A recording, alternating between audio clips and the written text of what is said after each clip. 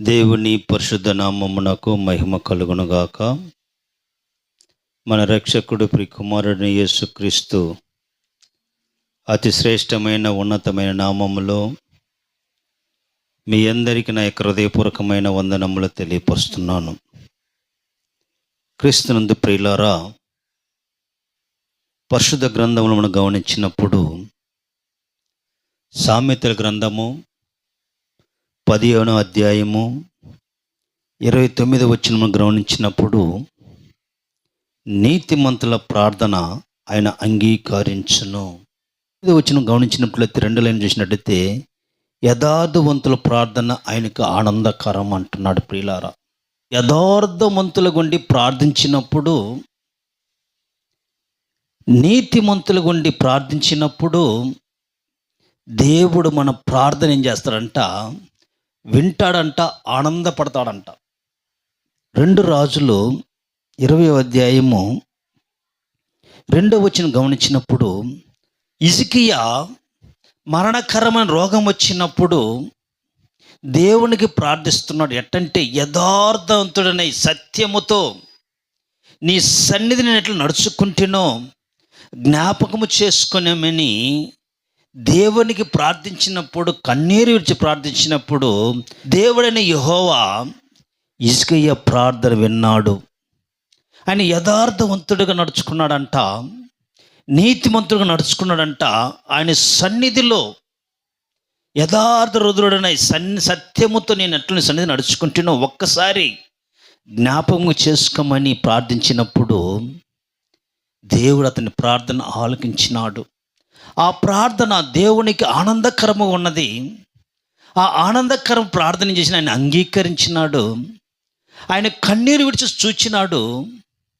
15 సంవత్సరములో ఆయుష్కాలం పొడిగించినాడు. ప్రియులారా, మన ప్రార్థన కూడా ఆనందకరముగాను, నీతిగా ఉన్నప్పుడు దేవుడు మన ప్రార్థన ఆలకిస్తాడు. కాబట్టి మనం కూడా ఏం చేయాలంటే, దేవునికి ఇష్టలు కాను, మన యొక్క ప్రార్థన దేవుని సన్నిధిలో చేరేటట్టు కాను, మనం విరిగి నలిగి హృదయం కలిగి దేవునికి ప్రార్థించినప్పుడు దేవుడు మన ప్రార్థన అంగీకరిస్తాడు. మనం గమనించినట్లయితే సామెయేలు 1 సామెయేలు 1వ అధ్యాయము 10వ వచనం గమనించినప్పుడు కన్నీరు విడుస్తూ తన యొక్క బాధను దేవునికి తెలియపరుస్తున్నది. దుఃఖాకాంతురాలై దేవుని సన్నిధికి వచ్చి, నన్ను జ్ఞాపకము చేసుకో, ఒక మగపిల్లను దయచేయి, నేను వాడిని నీకు అప్పగిస్తాను, వాడు బ్రతుకు దినంలో నీ సన్నిధిలో ఉంటాడని ఆమె మొక్కుకున్నప్పుడు, దేవుని యొక్క సన్నిధిలో ఆమె ఆత్మను కుమ్మరించినప్పుడు ఆమె యొక్క ప్రార్థన దేవునికి అంగీకారముగాను ఆనందకరం ఉన్నది. కాబట్టి సామెలను దయచేసినాడు.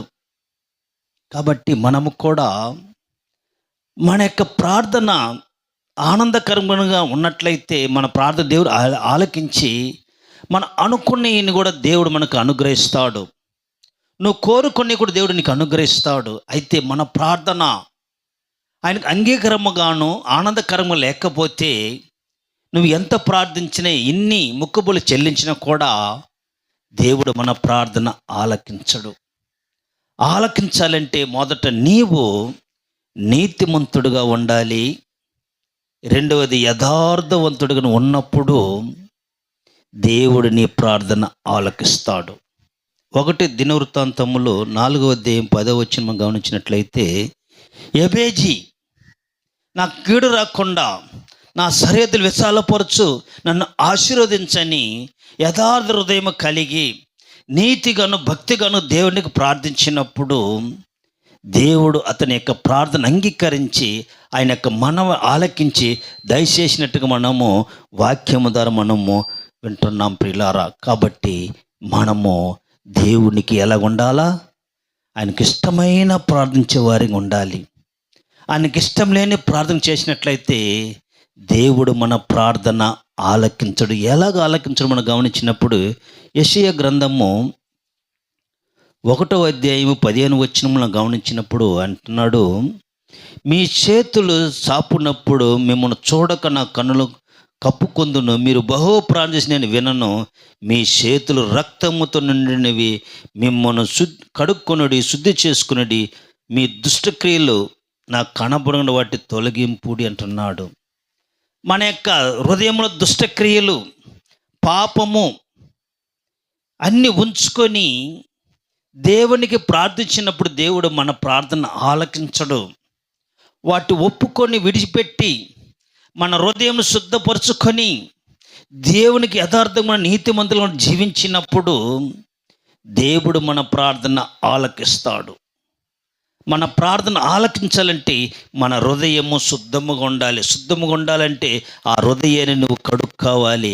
ఎలా కడుక్కోవాలంటే యేసుక్రీస్తు రక్తములను కడగబడినప్పుడే నీ యొక్క హృదయం శుద్ధీకరింపబడుతుంది, లేకపోతే శుద్ధీకరింపబడదు. ఆ శుద్ధీకరణ పడాలంటే నువ్వు యేసును నమ్ముకోవాలి, ఆయన అడుగుజాలు నడవాలి. నీ విశ్వాసం ఉంచి దేవునికి భయపడి నువ్వు జీవించినప్పుడు దేవుడు నీ ప్రార్థన ఆలకిస్తాడు. మొదట నీవు శుద్ధుడి కావాలి. నీ హృదయం శుద్ధముగా ఉండాలి, నీ యొక్క ప్రవర్తన శుద్ధముగా ఉండాలి. ప్రతిదీ కూడా దేవునికి ఇష్టముగా ఉండి నువ్వు జీవించినప్పుడు దేవుడు నీ ప్రార్థన ఆలకిస్తాడు. నీవు ఇష్టము లేకుండా నీ ఇష్టానుసారంగా జీవిస్తూ దేవునికి ప్రార్థించినట్లయితే దేవుడు నీ ప్రార్థన ఆలకించడు. ఎవరి ప్రార్థన ఆలకిస్తాడంటే నీతిమంతుల ప్రార్థన అంగీకరిస్తాడంట. యథార్థవంతుల ప్రార్థన ఆయన ఆనందకరము కాబట్టి ఆ ఆనందకరమని ఎవరు దేవుని ఆనందపరుస్తారో వారి యొక్క ప్రార్థన దేవుడు ఆలకిస్తాడని వాక్యం మనకు తెలియపరుస్తున్నది. ఇక 1 పేతురు పత్రిక 3వ అధ్యాయం 12వ వచనములో దేవుని కన్నులు ఎవరి మీద ఉన్నదంట? నీతిమంతుల మీద, యథార్థవంతుల మీద ఉన్నదంట. ఆయన చెవులు వారి యొక్క ప్రార్థన వైపు ఉన్నాయంట, ఉన్నవి. కానీ ప్రభు ముఖము కీడు చేయవారికి విరోధం ఉన్నదంట. ప్రియులారా, మన యొక్క ప్రార్థన దేవుడు ఆలకించాలంటే మనము దేవునికి నీతిమంతులుగా కనబడవలెను. ఎవరు నీతిమంతులు కనబడతారో వారి యొక్క ప్రార్థన దేవుడు ఆలకిస్తాడు. దేవుడు ఆలకించాలంటే నీవు మన యొక్క ప్రార్థన దేవునికి ఆనందకరముగా ఉండాలి. ఆనందకరంగా ఉండాలంటే నీవు దేవునికి నీ విన్నపములు దేవునికి తెలియపరచాలి. ప్రతి విషయంలో కూడా నువ్వు దాచిపెట్టుకోకుండా దేవునికి నీ ప్రార్థన విన్నపములు దేవునికి తెలియపరిచినప్పుడు ఆయన నీ ప్రార్థన అంగీకరిస్తాడు. చూసినట్లయితే ఫిలిప్పీ పత్రిక 4వ అధ్యాయము 6వ వచనం గమనించినప్పుడు దేని గురించి చింతింపుడు కానీ ప్రతి విషయంలోనూ ప్రార్థన విన్నపముల చేత కృతజ్ఞతాపూర్వక మీ విన్నపములు దేవునికి తెలియపరచుడి. దేవునికి తెలియపరచాలి, మనుషులకు కాదు. నీ ప్రార్థన కృతజ్ఞతాపూర్వకముగా విజ్ఞాపనలు ప్రతిది కూడా దేవునికి అంగీకారముగా ఉండాలి. నీ ప్రార్థన, నీ విన్నపములు దేవునికి అంగీకారముగా ఉండాలి. అప్పుడే దేవుడు నీ ప్రార్థన ఆలకిస్తాడు. ఈరోజు మన యొక్క ప్రార్థన దేవుడు ఆలకించకపోతున్న కారణం ఏంటంటే దేవునికి మనకి సంబంధము లేకుండా ప్రార్థిస్తున్నాము. సంబంధము లేకుండా ప్రార్థిస్తున్నాము కాబట్టి పై పెదవులతో ప్రార్థిస్తున్నాం, హృదయపూర్వకం మనము ప్రార్థించలేదు. హృదయములో దేవునికి విరోధమైన కార్యములు ఉంచుకొని పై పెదవులతో మనము ప్రార్థిస్తున్నాము కాబట్టి మన ప్రార్థనకు జవాబు రాలేదు. ఎందుకు రాలేదంటే నీవు ఏమంటే ప్రార్థిస్తున్నావు? ప్రతి విషయంలోనూ ప్రార్థన విన్నపముల చేత కృతజ్ఞతపూర్వక మీ విన్నపములు దేవునికి తెలియచేయండి అన్నాడు. విజ్ఞాపన, కృతజ్ఞత కలిగి, భయము భక్తి కలిగి, మంచి ప్రవర్తన కలిగి దేవునికి తెలియపరిచినప్పుడు నువ్వు భయపడుతూ వణుకుతూ నీతితో భయము భక్తి కలిగి నువ్వు ప్రార్థించినప్పుడు దేవుడు నీ ప్రార్థన ఆలకిస్తాడు. ఆ ప్రార్థన ఆలకించాలంటే నీవు నీతిమంతుడుగా ఉండాలి.